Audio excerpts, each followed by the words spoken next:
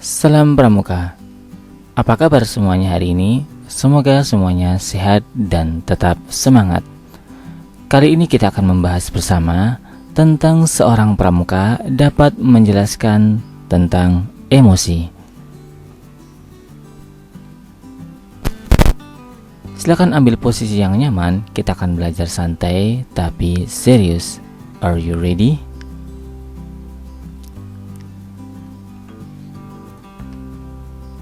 Apa itu emosi? Singkatnya, emosi merupakan luapan perasaan atau reaksi perasaan terhadap sesuatu. Emosi memiliki beberapa penjelasan, di antaranya emosi adalah perasaan intens yang ditujukan kepada seseorang atau sesuatu. Emosi juga bisa dikatakan reaksi terhadap seseorang atau kejadian. Emosi dapat ditunjukkan ketika merasa senang mengenai sesuatu, marah kepada seseorang, ataupun takut terhadap sesuatu. Intinya, emosi merupakan reaksi terhadap sesuatu atau suatu tindakan dan kejadian. Lebih detailnya kita pelajari bersama. Yuk kita pelajari lebih detail. Kata emosi berasal dari bahasa Latin, yaitu emovere, yang berarti bergerak menjauh. Arti kata ini menyiratkan bahwa kecenderungan bertindak merupakan hal mutlak dalam emosi. Menurut Daniel Goleman, emosi merujuk pada suatu perasaan dan pikiran yang khas, suatu keadaan biologis dan psikologis, dan serangkaian kecenderungan untuk bertindak. Emosi pada dasarnya adalah dorongan untuk bertindak. Biasanya, emosi merupakan reaksi terhadap rangsangan dari luar dan dalam diri individu. Sebagai contoh, emosi gembira mendorong perubahan suasana hati seseorang, sehingga secara fisiologi terlihat tertawa. Emosi sedih mendorong seseorang berperilaku menangis. Emosi berkaitan dengan perubahan fisiologis dan berbagai pikiran. Jadi, emosi merupakan salah satu aspek penting dalam kehidupan manusia, karena emosi dapat merupakan motivator perilaku, dalam arti meningkatkan, tapi juga dapat mengganggu perilaku intensional manusia.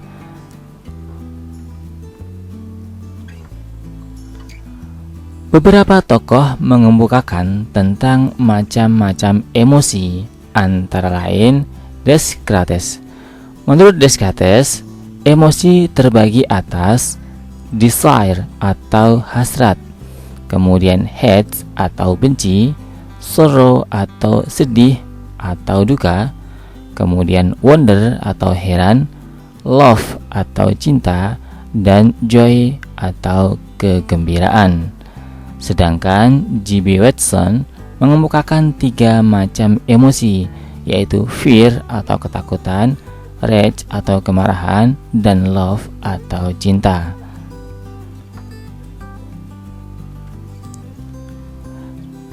Daniel Goleman mengemukakan beberapa macam emosi yang tidak berbeda jauh dengan kedua tokoh di atas yang kita sebutkan tadi. Menurut Daniel Goleman, macam emosi antara lain yang pertama, amarah. Di antara emosi amarah, reaksinya seperti beringas, mengamuk, benci, jengkel, kesal hati. Kemudian yang kedua adalah emosi kesedihan. Misalnya pedih, sedih, muram, suram, melankolis, mengasihi diri, dan putus asa. Kemudian reaksi dari emosi rasa takut, misalnya cemas, gugup, khawatir, was-was, perasaan takut sekali, waspada, tidak tenang, dan ngeri. Berikutnya yakni emosi terhadap kenikmatan, seperti bahagia, gembira, riang, puas, riang, senang, terhibur, dan bangga. Berikutnya yakni emosi dari cinta, seperti penerimaan, persahabatan, kepercayaan, kebaikan hati, rasa dekat, bakti, hormat, dan kemesraan. Berikutnya yakni emosi terkejut, seperti terkesiap dan terkejut. Berikutnya yakni jengkel. Emosi jengkel seperti hina, jijik, muak, mual, dan tidak suka.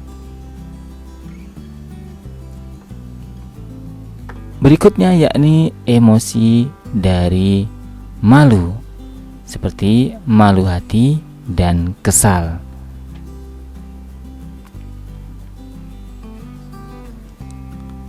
Berdasarkan uraian tersebut yang kita bahas tadi, dapat disimpulkan bahwa pengertian emosi adalah suatu perasaan atau afek yang mendorong individu untuk merespon atau bertingkah laku terhadap stimulus, baik yang berasal dari dalam maupun dari luar dirinya. Sekarang kita bahas bagaimana cara mengendalikan emosi. Di sini kita bahas 10 cara bagaimana mengendalikan emosi diri. Yang pertama, perasaan-perasaan yang dialami seseorang umumnya bersumber dari pikiran. Ketika seseorang berpikiran negatif, perasaan orang tersebut cenderung menjadi negatif.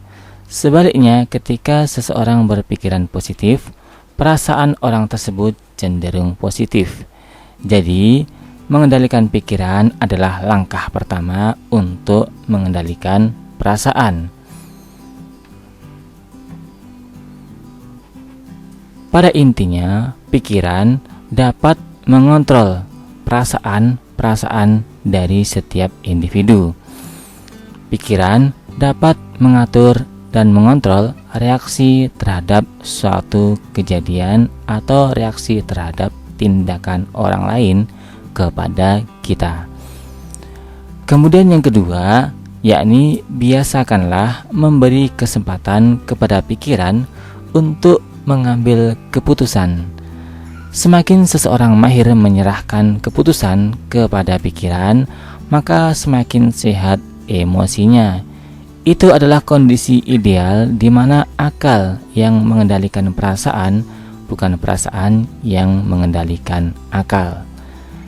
Pada intinya, kita dapat gunakan pikiran kita sebelum memutuskan tindakan reaksi dari emosi hati kita. Intinya, berpikir dahulu sebelum memberikan respon. Kemudian cara ketiga, emosi negatif adalah sinyal bahwa ada yang tidak beres dalam diri seseorang. Ketika suasana hati menjadi tidak nyaman, cobalah menerangkan dengan berdoa, menemui sahabat untuk berbagi perasaan atau curhat, beristirahat, mendengarkan musik, atau apa saja yang disukai. Jadi, supaya emosi negatif tidak berada di dalam diri kita secara terus-menerus, maka alihkan perhatian kita atau alihkan aktivitas kita menjauh dari hal-hal yang membawa kita pada emosi negatif tersebut. Misalnya dengan cara berdoa kepada Allah, atau kita curhat kepada Allah, bisa juga curhat kepada orang tua atau teman kita. Atau bisa kita tinggalkan aktivitas dengan beristirahat atau mungkin mendengarkan musik dan hal-hal yang kita sukai lainnya. Intinya kita jauhi emosi negatif dengan aktivitas-aktivitas positif. Cara keempat untuk mengendalikan emosi, pertanyakanlah dengan kritis perasaan-perasaan negatif yang dirasakan. Misalnya, apakah masalahnya terlalu berbahaya sehingga seseorang ketakutan, Atau apakah masalahnya begitu gawat sehingga seseorang harus marah besar? Intinya, hendaknya kita bersikap kritis terhadap diri sendiri atau terhadap perasaan negatif yang muncul pada diri kita sendiri. Jadi, apakah ini terlalu berbahaya sehingga diri menjadi takut, ya? Atau ini terlalu gawat sehingga diri menjadi harus marah besar? Intinya, dengan pertanyaan-pertanyaan kritis pada perasaan negatif diri sendiri mampu mengontrol luapan perasaan yang berlebihan. Kemudian, cara kelima, yakni pertanyakanlah dengan tegas keyakinan-keyakinan yang salah. Misalnya, siapa bilang kegagalan itu suatu kebodohan? Siapa bilang masalah yang kita hadapi tidak ada jalan keluarnya? Dan siapa bilang kita tidak mampu memaafkan? Jadi, arahkan keyakinan-keyakinan kita terhadap keyakinan-keyakinan yang sifatnya positif dan membangun. Jangan terlalu larut dalam keyakinan yang salah atau kebodohan. Kemudian cara keenam, yakni kendalikan reaksi Anda terhadap situasi yang tidak menyenangkan. Misalnya ketika ada yang menyalip motor dengan tiba-tiba, Anda bisa memilih untuk marah atau memilih tetap tenang. Yang pertama bisa membuat Anda jadi orang reaktif dan emosional, tapi yang kedua mengajarkan Anda menguasai diri dengan baik. Intinya, kita kuasai reaksi dalam diri kita. Jadi kita berikan dua pilihan positif dan negatif dalam diri kita, sehingga kita dapat membuat pilihan yang mampu mengontrol dan menguasai diri. Terutama kita pertimbangkan sebab dan akibatnya. Kemudian cara ketujuh, perasaan bukanlah masalah benar atau salah. Manusiawi sekali-kali memiliki perasaan takut, marah, sedih, dan kecewa. Yang penting kita tidak larut dalam perasaan-perasaan negatif itu dan tidak mengambil keputusan-keputusan penting di saat suasana hati sedang kacau. Jadi, hendaknya kita dapat berpikir secara tenang dan kita tidak larut terlalu lama dalam perasaan-perasaan negatif. Janganlah mengambil keputusan penting ketika hati kita sedang marah atau hati kita sedang kacau, karena bisa jadi keputusan kita itu bukan keputusan berdasarkan penilaian yang benar atau berdasarkan emosi amarah sesaat. Kemudian cara yang kedelapan, perasaan yang negatif dan suasana hati yang buruk bisa juga disebabkan oleh kondisi tubuh yang tidak sehat.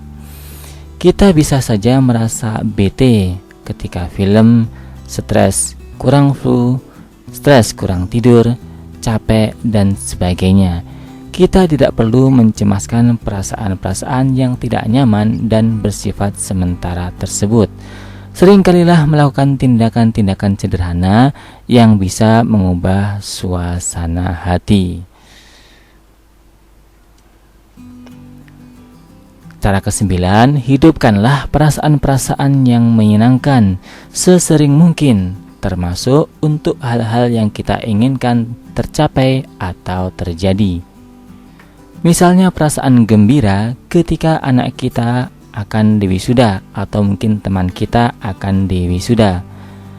Ketika mendapatkan hadiah, ketika akan bertemu dengan seseorang yang dicintai atau dinanti. Ini adalah salah satu cara mengerahkan emosi untuk membantu mewujudkan impian menjadi kenyataan. 10. Belajarlah mengucap syukur dalam segala hal.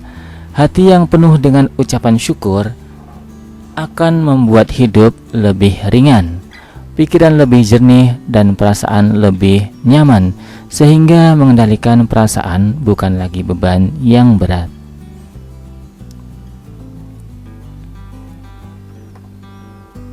Demikian pembahasan kita tentang emosi. Saatnya kita tes pengetahuan dari apa yang kita pelajari tadi.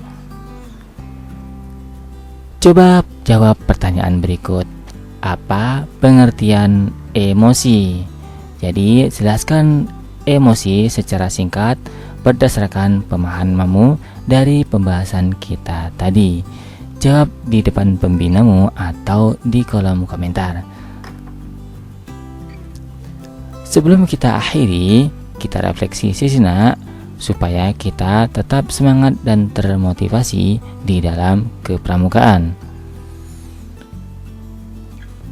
Bapak Pandu Dunia Baden-Powell pernah memberikan pesan, kami tidak pernah gagal ketika kami mencoba untuk melakukan tugas kami.